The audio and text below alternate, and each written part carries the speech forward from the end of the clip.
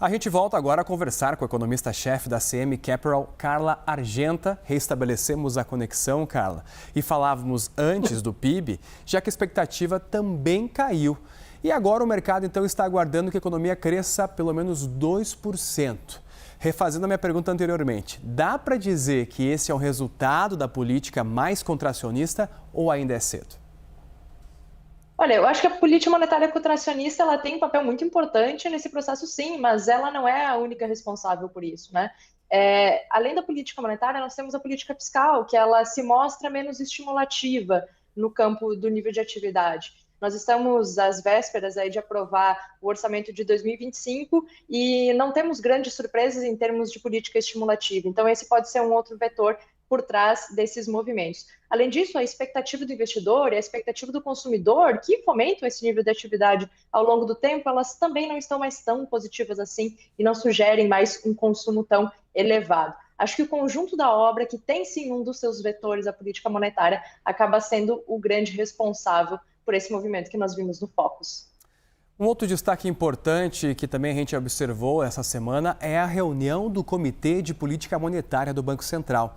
Já foi sinalizada pela própria autarquia que agora deve haver um novo aumento de 1 ponto percentual da taxa de juros. Ao que mais a gente deve estar atento nesta reunião que devemos ter nesses próximos dias, Carla?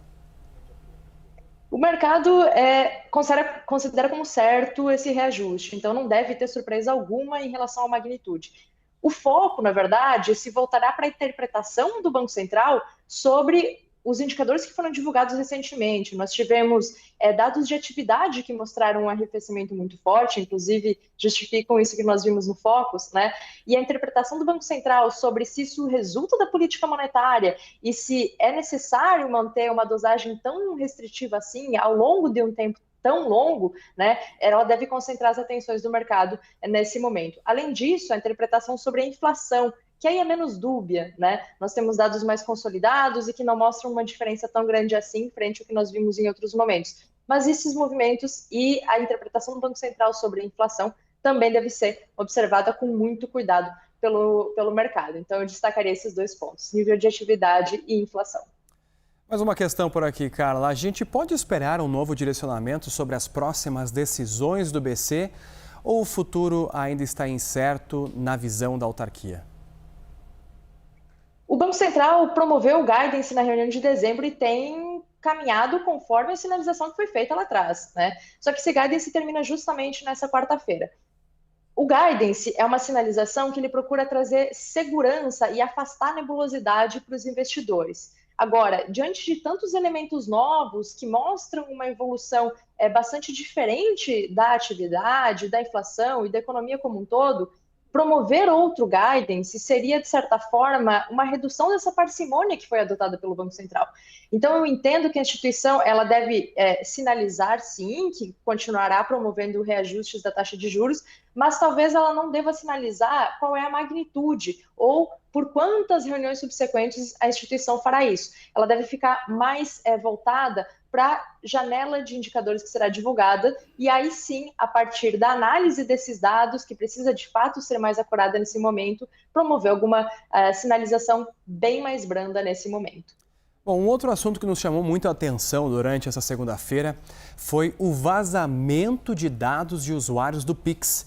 O Banco Central identificou que mais de 25 mil chaves foram expostas, mas garantiu que nenhuma informação sensível foi divulgada.